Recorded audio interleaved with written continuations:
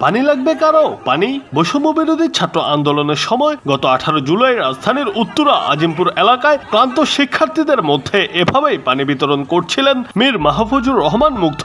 এর কিছুক্ষণ পর সড়কে তার গুলিবিদ্ধ দেহ পড়েছিল, পাশেই ছিল পানির কেস। সে সময় বিভিন্ন সামাজিক যোগাযোগ মাধ্যমে মুগ্ধকে হত্যার ছবি ও ফুটেজ ছড়িয়ে পড়লে মানুষের মধ্যে তৎকালীন আওয়ামী লীগ সরকার ও আইন শৃঙ্খলা রক্ষাকারী বাহিনীর ওপর ব্যাপক ক্ষোভ তৈরি হয়। ছাত্র জনতার আন্দোলনে 5 আগস্ট আওয়ামী লীগ সরকারের পতন হয়। মুগ্ধ হত্যার বিচার চেয়ে তার পরিবার বৃহস্পতিবার দুপুরে আন্তর্জাতিক অপরাধ ট্রাইব্যুনালের চিফ প্রসিকিউটরের কার্যালয়ে লিখিত অভিযোগ দায়ের করে। পরে ট্রাইব্যুনাল প্রাঙ্গণে সাংবাদিকদের সঙ্গে কথা বলেন মুগ্ধের ভাই মীর মাহমুদুর রহমান দীপ্ত এবং মীর মাহবুবুর রহমান স্নিগ্ধ। এর মধ্যে মুগ্ধের যমজ ভাই স্নিগ্ধ আর দীপ্ত মুগ্ধের বড় ভাই। এ সময় মীর মাহমুদুর রহমান তার ছোট ভাই মীর মুগ্ধকে হত্যার ঘটনার 4 মিনিটের একটি ভিডিও প্রকাশ করেন।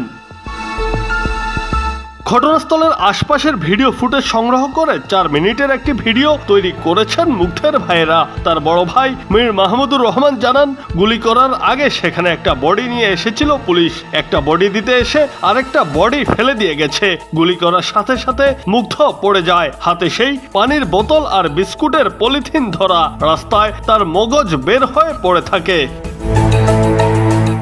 মুগ্ধের বড় ভাই মীর মাহমুদুর রহমান বলেন, পুলিশের গুলিতেই মুগ্ধের মৃত্যু হয়েছে। ভিডিও ফুটেজ এবং অন্যান্য তথ্য প্রমাণের ভিত্তিতে তারা এটা নিশ্চিত হয়েছেন। এখন কোন পুলিশ সদস্যের গুলিতে মুগ্ধের মৃত্যু হয়েছে, এই হত্যার ঘটনায় কে বা কারা নির্দেশ দিয়েছেন, এগুলো বের করার দায়িত্ব সরকারের।